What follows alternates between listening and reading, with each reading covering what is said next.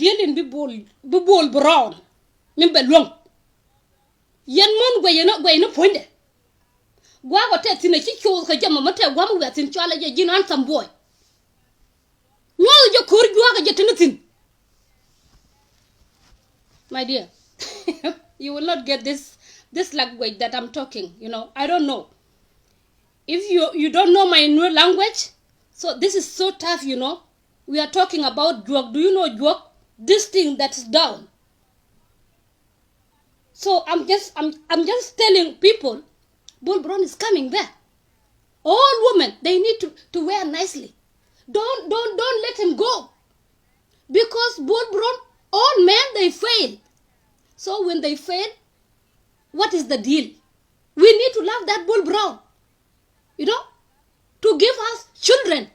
Because see, now they are finishing our men. What is going to be the next plan?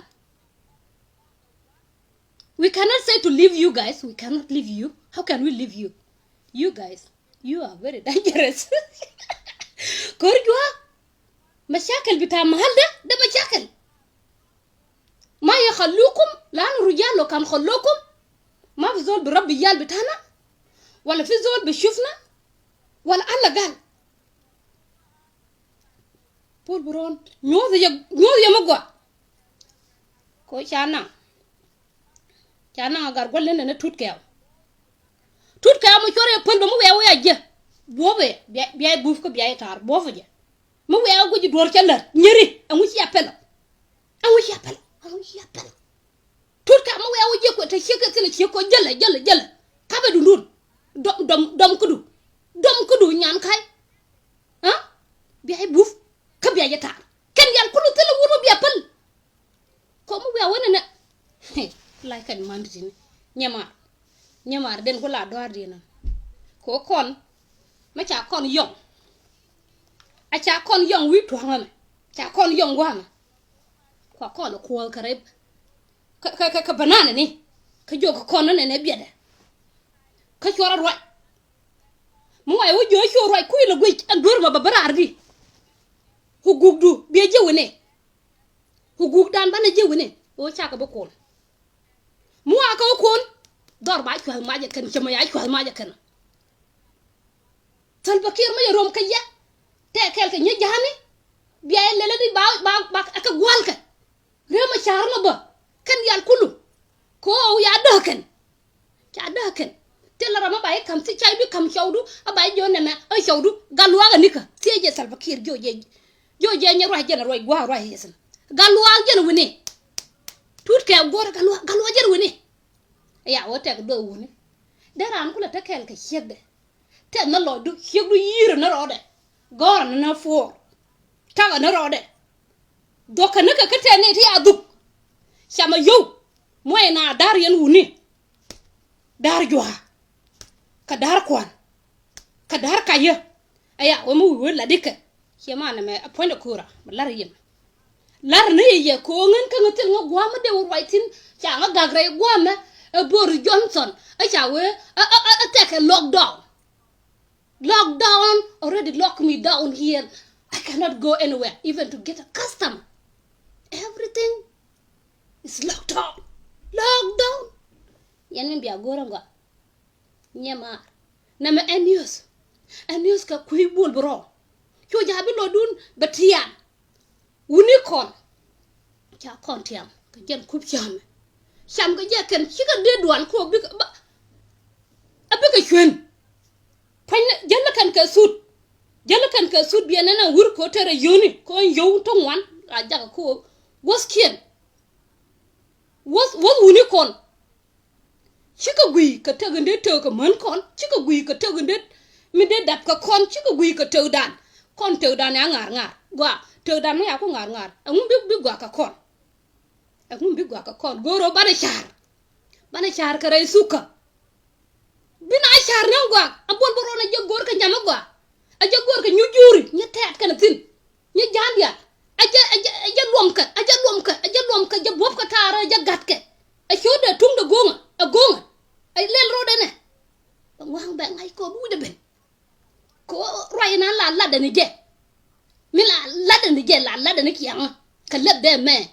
che ngo jo be ajen ko la ya na gwa en ho bol bran je na bena nye Kenya nye Uganda juba je na bena bol bran ai che ko choba tadi ba ko lo moy ke biye aba ko lo moy nyam kel ma duga aka duga kala jok ki ngwan baket ajate ke jam ye wala mu wi dogu wo ka jam wala am wala jam moy ka alla de ma aja duanya alla de duanya bete de banu be ko ngai ko baye yen ne ti kon di ali kon la roi ni chiang na no ko me ne kun atade chana du skur galwa tele dunga lwa mo dunga lwa de mo jo ye kire galwa gen wini point ka ye lel ka ye di ladi nanin latka min latka ka juba nyi mara bana chom nuru dan atadi na ma cha kurtori ya kudan kon tin ka lo pan yalla nuru dan ka nango moy rodun abi gor bi rodun yir ka krem nango abi tanana bol bron nyi mar an bi lo de temu wet ka nyirta bom de je ka je nyirta 20 de bol bron de point de ya ti ajen revenge mi mo revenge ngor do de lat ka je mo de lat ka je kon chi ka lu de tila long mo der la long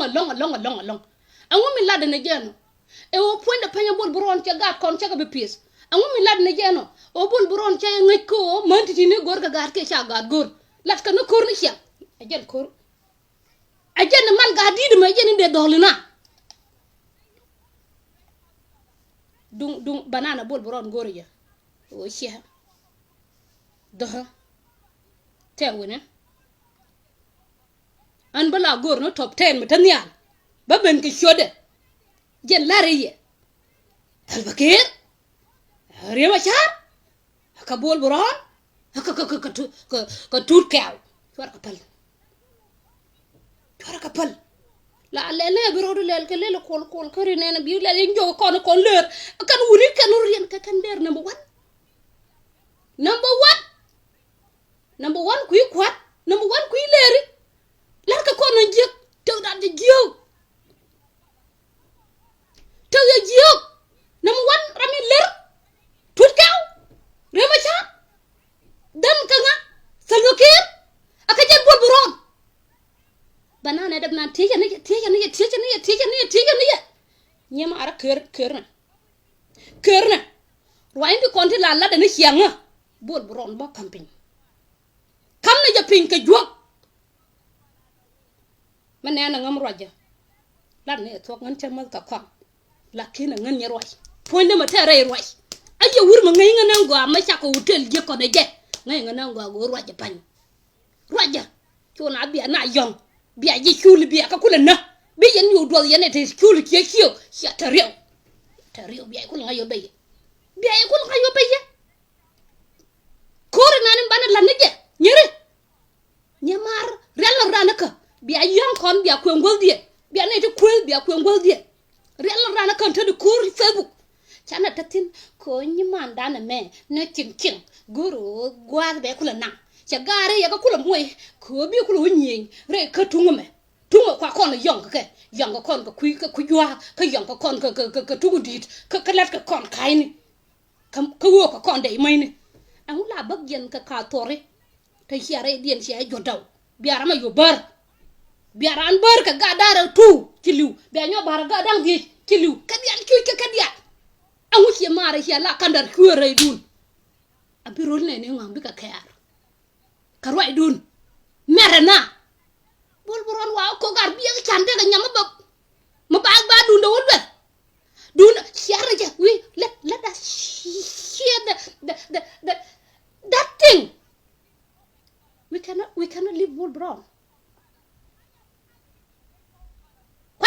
kwane here ne ngan ba ma cha ya jem bol boron de ko niendu ka de ko badu ka de ko niendu ka nyin ko ni shede ka len ko jadi ka chwal ka nya de chwal nya ka chwal ka je pem ko sel mi chala no re te ka dan yan yora dier ka wudama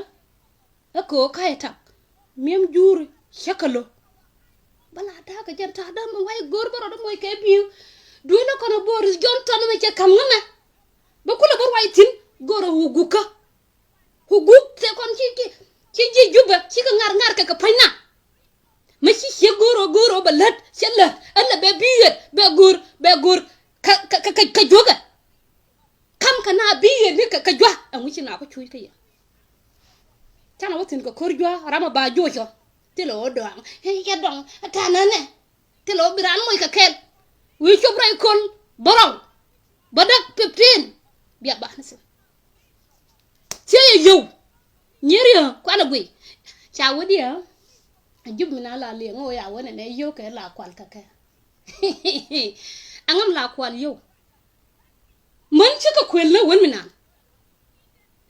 ci ka kwel ka dap ka ya gat man ci ka kwel ka dap ka ya gat nga yene o ta jajiya abang na kan ka ben man ne na ko ku ne la barar na that is the reason aka reason titini kula barar ku ne la barwa yawe bede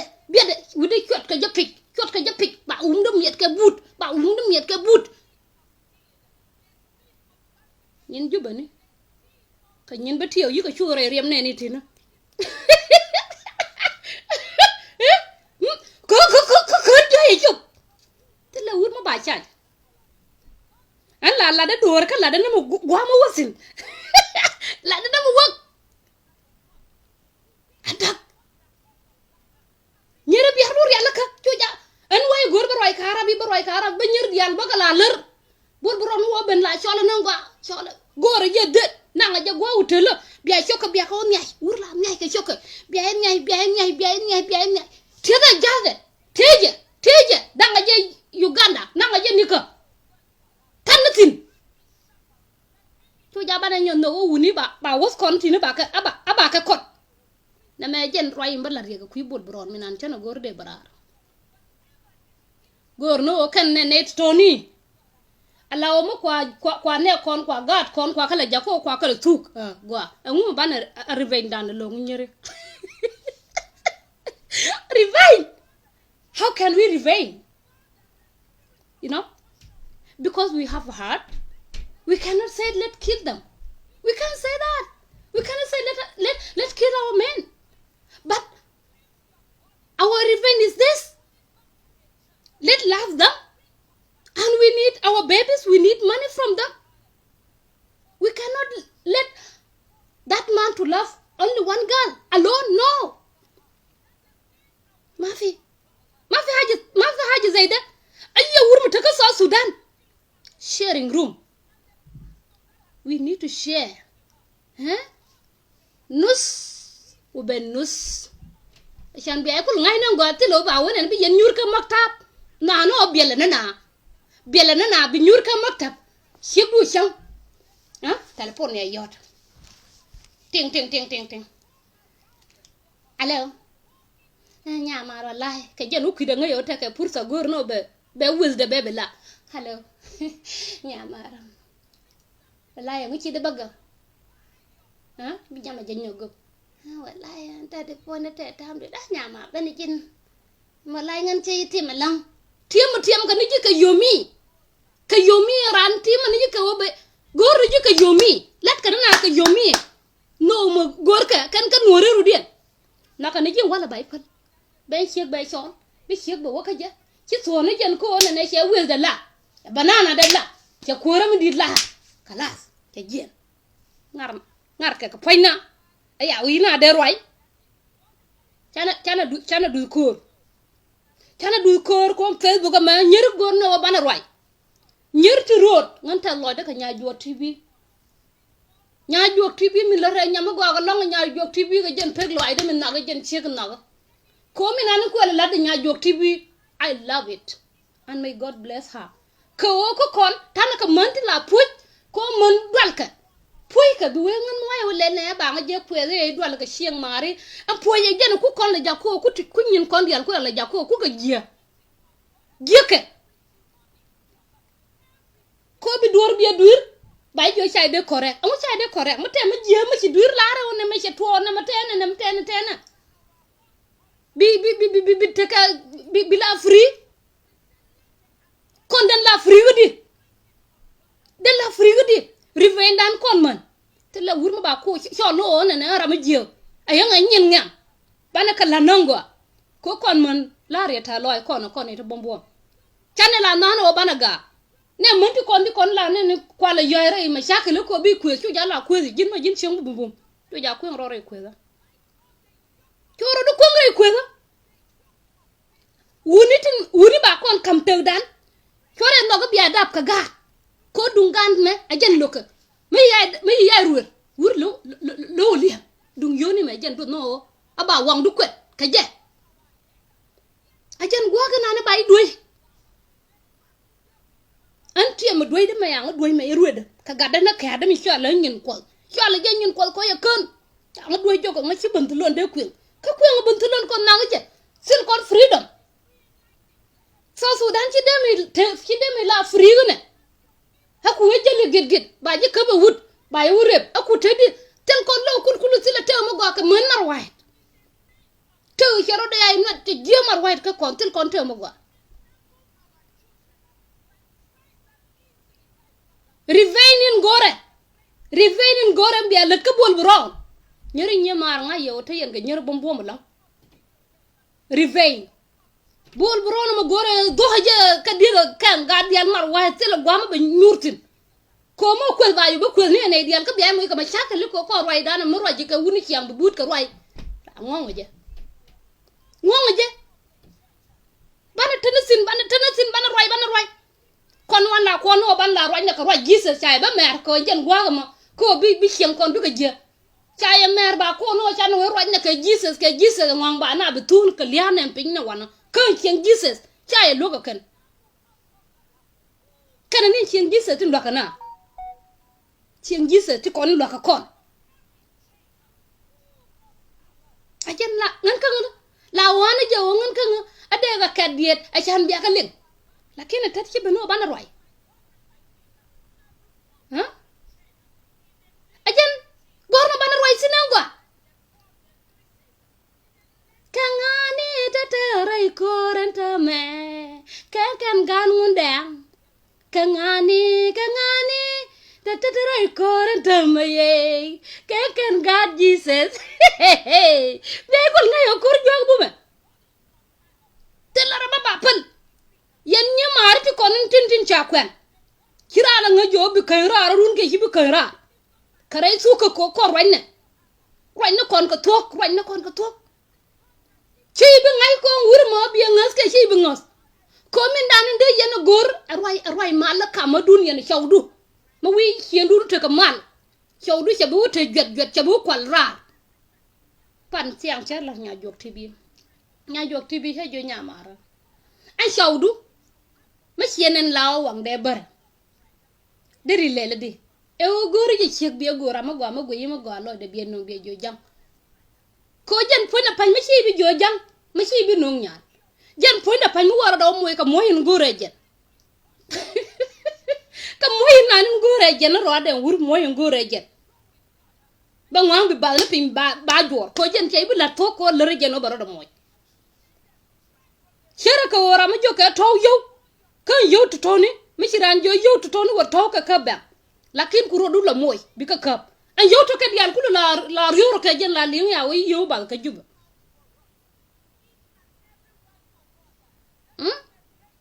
kon ban roy di alum bi go ka kon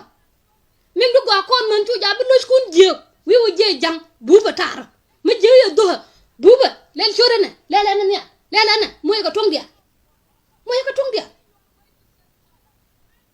siang kon dia la ka ngar ya wo bi na ta ka pasta ni bi o tene ne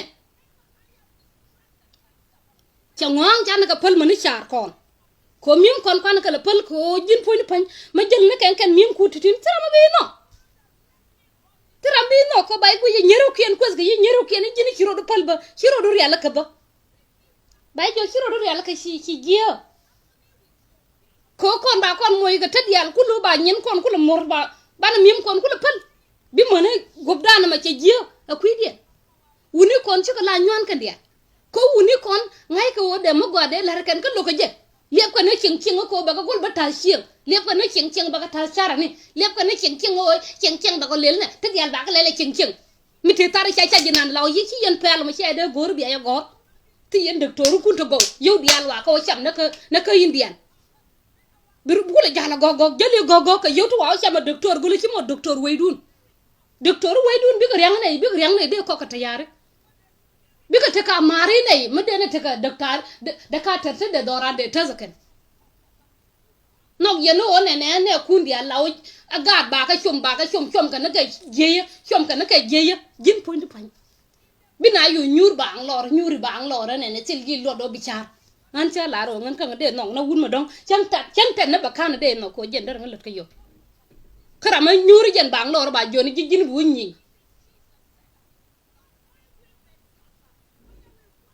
kiang bay kon man mala moy kon ko bi ko kon bi ka je ma ci ga ke wuri tade ay lar ma wana sir ko bi wuri bi win man no gi chaw du ma nyuma ake ne jal man no gi chaw du gang ne je tade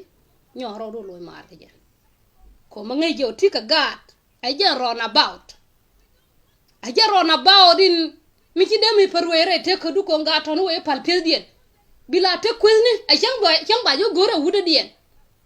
chang ba gora wuda dien chang ba ler ka to go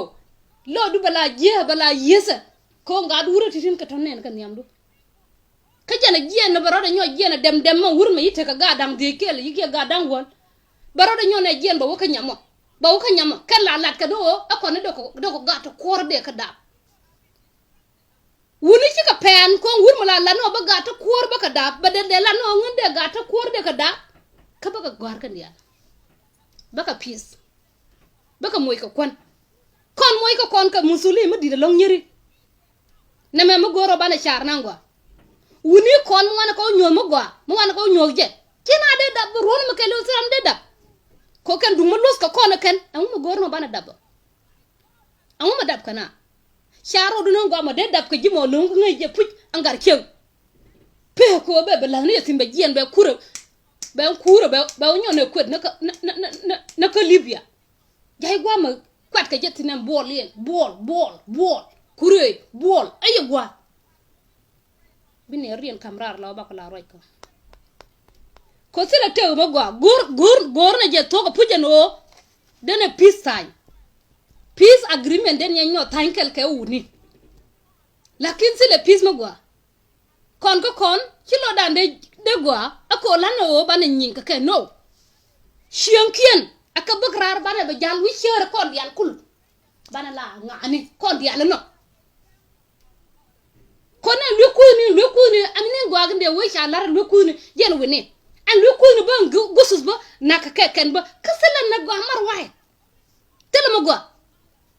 chorgi ses ma je doran ke siem gwa ne dia atadi bina la jen wana go kuni to kien na palka na Uganda palka na Damazin palka na Nigeria kuskon ha jin ma kirye wi jego ma gor je o jin bi kan ko du ne da ne koy benan wal bi koy chole kem ku raadu di ni chol ko liama yi je ma goro bay je moy rodu ko chodia ku darun bi chol ajana bi kan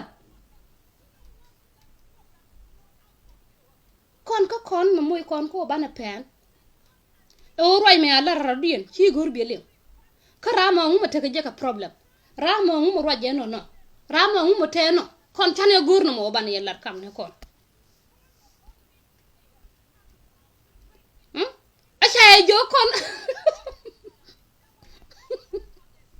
aya we kon rir no dal ga giset tele mo gwa atadi rana bro ji palpen kon ngay ne je fuje no jinu manan ya daw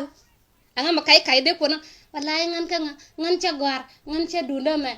ca maktab da ca uje nangwa wuni kon ya kon yuzu kan jo nyeri an wiya na togla da bay tar ka bay buuf ka mu wala wu nur tel ma gwam ba kamji rebe ka nyandeng ma a kibla nyandeng nan bila ko no bin la wo yai go ti jere ba wo je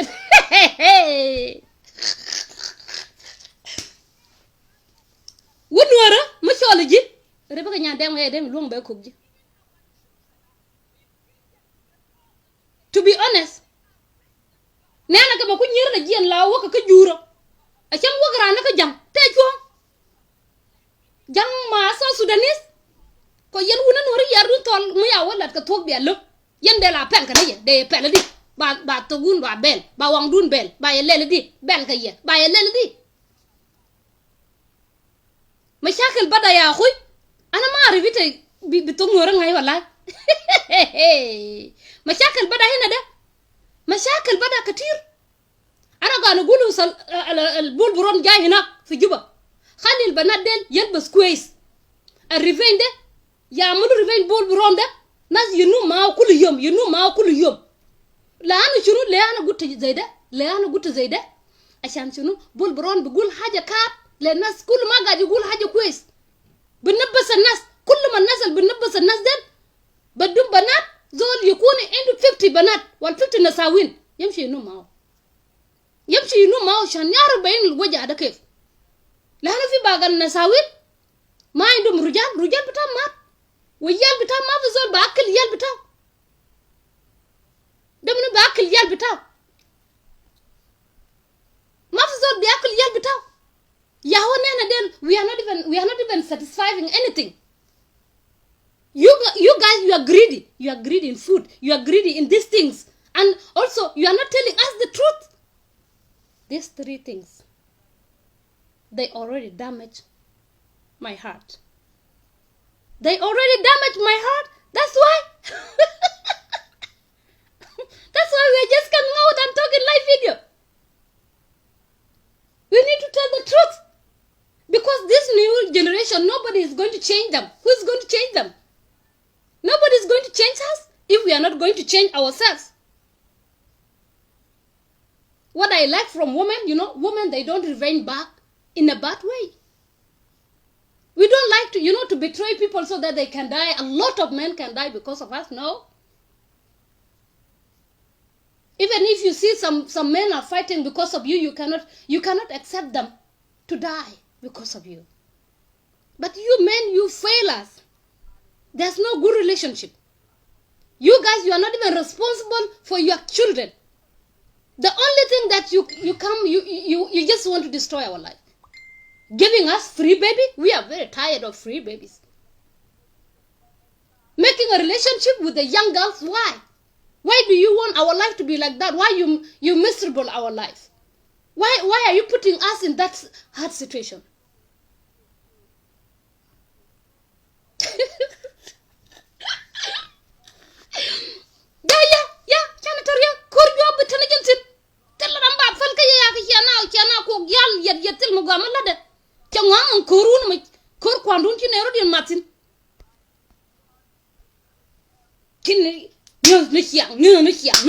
Taran ka banana tela mo lar ka je bang na yen ka dawa bas gor no biya ga ti kon chang na wun bum bum ma de na be del ga de na be de bel pur biya o nyang na ray por bel biya ok na ba nang ye det ka te ya wona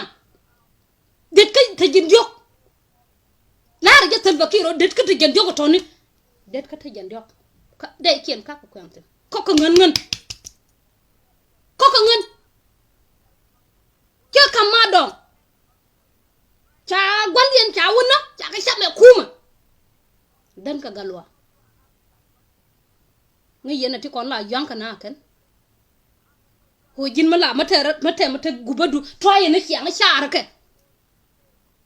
cha nga jo baye o ban lan ne ngeen fonde ma. There's no enjoyment anymore.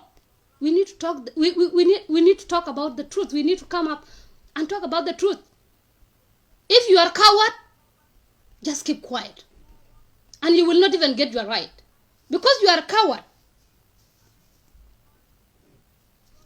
Ati, what happened? That's nothing. This is Korjua, If you don't know Korjua, ask anybody. Because your name is written here, something like that, Kornial. So you know Korjua. Don't even ask me about anything. Why you men, you are killing one another and then you leave us with a big responsibility. We are taking care of your children. We are very tired. So today, we are just talking about Kurjwa. We cannot leave you.